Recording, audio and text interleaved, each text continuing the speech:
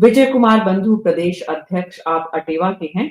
आप सभी का बहुत बहुत स्वागत है। तो महंगाई के दौर में 1000 की पेंशन से क्या होता है, ये पेंशनर्स का एक सवाल है जो लंबे समय से सरकार के सामने है। सरकार इस पर कितना विचार कर रही है और बजट में वित्त मंत्री निर्मला सीतारमण क्या करेंगी इस मुद्दे पर। विजय कुमार बंधु जी, शुरुआत आपसे ही करते हैं। क्या कुछ लग रहा है, संभावनाएं सुप्रीम कोर्ट के आदेश के बाद आप लोगों को कितनी उम्मीद बढ़ी है? जी, बहुत-बहुत धन्यवाद आपको और सभी अपने पैनलिस्ट और हम सबके मार्गदर्शक अमरनाथ यादव जी और तमाम साथियों को नव वर्ष की शुभकामनाएँ देते हुए अपनी बात रखना चाहता हूँ। मैडम 2 सवाल ये है कि पिछले 11 सालों से इसमें पहली बात तो कोई वृद्धि नहीं की गई।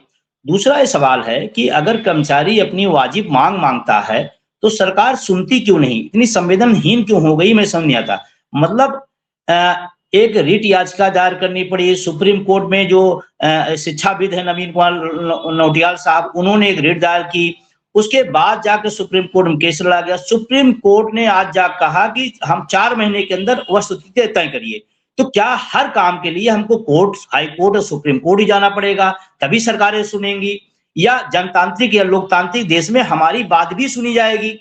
तो एक तो चलिए पहली बात तो मैं सुप्रीम कोर्ट के इस आदेश का मैं स्वागत करता हूं और कम से कम उन्होंने संज्ञान लिया। एक जो बड़ी महत्वपूर्ण बात है, उन्होंने कहा 4 महीने के अंदर वस्तुस्थिति क्लियर करिए। इसका मतलब अब सरकार के पास हमारी समझ में कोई ऑप्शन नहीं रह जाता है। अब उसको 4 महीने में अपनी पोजीशन क्लियर करनी पड़ेगी और जो पिछले 11 सालों से नहीं हुआ है और जबकि लगातार मांग हो रही है कि भाई वृद्धि की जाए। महंगाई का दौर आप देख ही रहे हैं। इस महंगाई में इतने मामूली पैसे में क्या होता है? हम तो कहते हैं जो लोग इसको देखते हैं, जिनकी जिम्मेदारी है, वो कभी अपने को देख कर देखें कि इतनी कम पैसे में अपना जीवन कैसे कोई गुजारेगा। तो कम से कम आप संवेदनहीन हो गए तो कम से कम सुप्रीम कोर्ट की बात मानिए और जो वाजिब मांग है उसको आप मानिए। ये मेरा निवेदन है और ये नए साल की एक बड़ी सौगात होगी अगर सरकार सुनती है तो। जी। कुमार बंधु जी, एक तो आंदोलन का रास्ता बचता है जिसके माध्यम से आप अपनी बात को रखेंगे। दूसरा, अगर सरकार से बातचीत की अगर हम चर्चा करें कि सरकार ने इस विषय पर बातचीत करने की आप लोगों से, एसोसिएशन से, संगठनों से, प्रतिनिधियों से, कर्मचारी और पेंशनर्स जो प्रतिनिधि हैं, उनसे कितनी बातचीत की है कि इस मुद्दे पर सरकार की गंभीरता दिखाई देती है, नजर आती है? अगर हम सुप्रीम कोर्ट के 4 महीने के भीतर इस मुद्दे को सुलझाने के फैसले पर ध्यान करें, गौर करें, तो सरकार के पास कोई विकल्प नहीं बचता है कि वो आप लोगों से, स्टेक होल्डर से इस विषय पर चर्चा कर इसको जल्दी से जल्दी निपटाएं। देखिए मैडम ऐसा है ना, मैं बिना किसी पूर्वाग्रह के बता रहा हूँ। वर्तमान सरकार बिल्कुल तानाशाही प्रवृत्ति में है। वो शिक्षक हो, कर्मचारी हो, बेरोजगार हो, किसी के साथ हो, सबके साथ संवेदनहीनता दिखाई जा रही है और तानाशाही दिखाई जा रही है।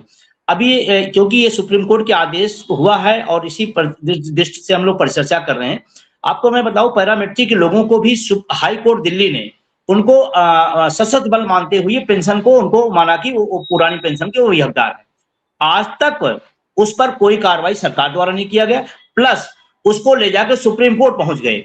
मतलब आप सोचो, जो वर्तमान सरकार राष्ट्रवादी सरकार है वो अर्धसैनिक बलों को पेंशन नहीं देना चाहती है। तो इनकी जो प्रवृत्ति है वो तानाशाही है।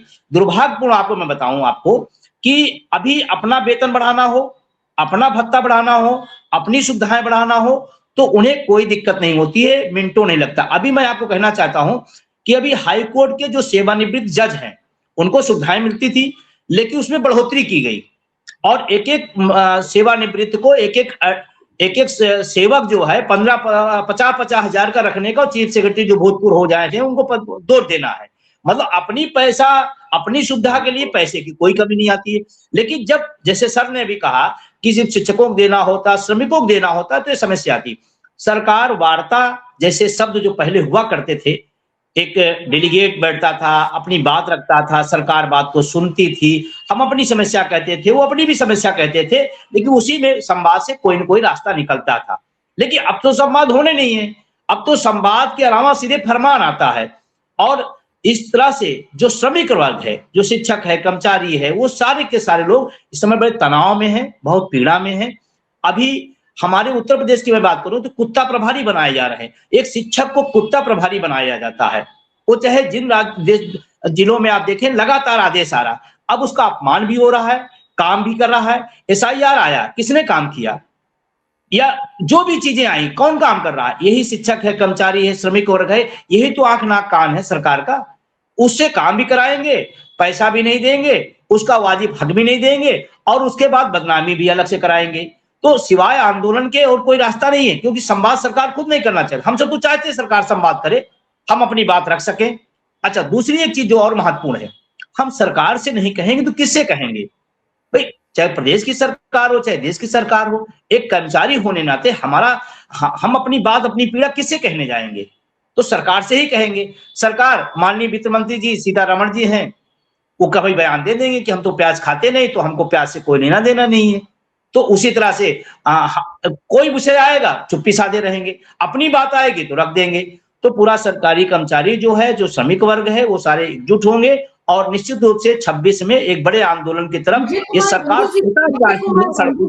विजय कुमार बंधु जी, आपका कहना है और शायद ये आरोप भी है कि सरकार दरअसल चर्चा ही नहीं कर रही है। सरकार में चर्चा करने के लिए बहुत सारे जो है विकल्प होते हैं। मंत्री करे, मंत्री नहीं करे तो अधिकारी करे, अधिकारी नहीं करे तो उनके अधीनस्थ करें। कोई भी सरकार में चर्चा करने के लिए तैयार नहीं है। आप लोगों ने प्रयास किया, आप जो आरोप लगा रहे हैं कि एक तरफा चल रहा है। हमारे दर्शक जो इस कार्यक्रम को देख रहे हैं, उनकी कुछ की प्रतिक्रियाएं आ रही है, वो भी मैं लेती हूँ। कहना है फजल मुल्ला का कि सरकार पॉलिटिशियन को 5 लाख रुपए पेंशन कैसे दे रही है? ये बहुत ही वैलिड सवाल है। वैसे ही कुछ और दर्शकों की प्रतिक्रियाएं मैं लूंगी, लेकिन विजय कुमार बंधु जी, मेरा सवाल जो आम आदमी और जो पेंशनर है बड़ी संख्या में और उसके परिवारजन है, वो ये समझना चाहते हैं कि किसी भी स्तर पे सरकार के कोई भी वार्ता चर्चा की गुंजाइश बनी नहीं है, या आप लोगों ने भी अब छोड़ दिया है चर्चा के लिए बात करना? नहीं, ऐसा नहीं मैडम, क्योंकि हम भी जानते हैं किसी समस्या का समाधान संवाद से होगा। तो हम लोग लगातार पत्र लिखते रहते हैं, लगातार सरकार पास जाता रहता है, समय भी मांगा जाता है कि भाई मिलना चाहते हैं इस विषय पर, वो भी होता है। जो अपनी मांगे हैं उस किसी न किसी माध्यम से, किसी न तरीके से उसको भेजते रहते हैं, लेकिन सरकार टेबल पर बैठना नहीं चाहती है। अब उसका क्या मकसद है? मेरी जो समझ में आ रहा है, मैं जो समझ पा रहा हूँ, सरकार सारी चीजों को निजी हाथ में देकर अपनी जिम्मेदारी से भागना चाहती है, इसीलिए टेबल टॉक नहीं कर रही है।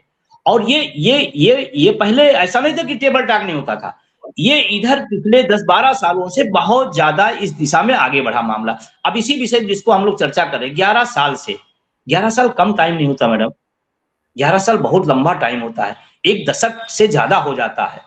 उसके बाद भी वो भी विषय ऐसा हो जहां पेंशनर्स को महज 1000 रुपया मिल रहा है, उस 1000 रुपया को बढ़ाकर थोड़ा ऐसा तो जरूर कर दिया जाए कि लेने वाले की रेस्पेक्ट हो, देने वाले की भी रेस्पेक्ट हो। 1000 में तो आजकल बिजली का और पानी का बिल तक नहीं हो पाता है।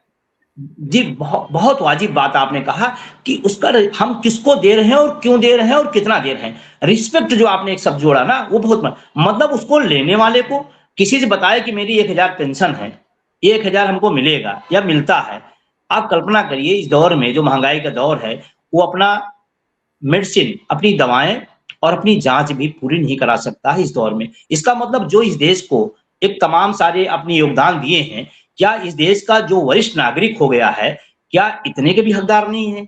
उसको कायदे से उसको चिकित्सा मिल सके, सम्मान पूर्वक जीवन जी सके, क्या इतना भी हकदार नहीं रहता वरिष्ठ नागरिक? तो ये सवाल गंभीर है, निश्चित रूप से सरकार को विचार करके उस पर तत्काल निर्णय लेना चाहिए। 11 साल लंबा टाइम होता है, तो इस पर सरकार को वाजिब मांग, मैं नहीं कहता कि आप किसी को 1 लाख दे डालिए, लेकिन कम से कम जो एक महंगाई के दौर में एक जीवन जीने के लिए सम्मानजनक होता, उतना तो होना ही चाहिए, इसमें कोई दो राय नहीं।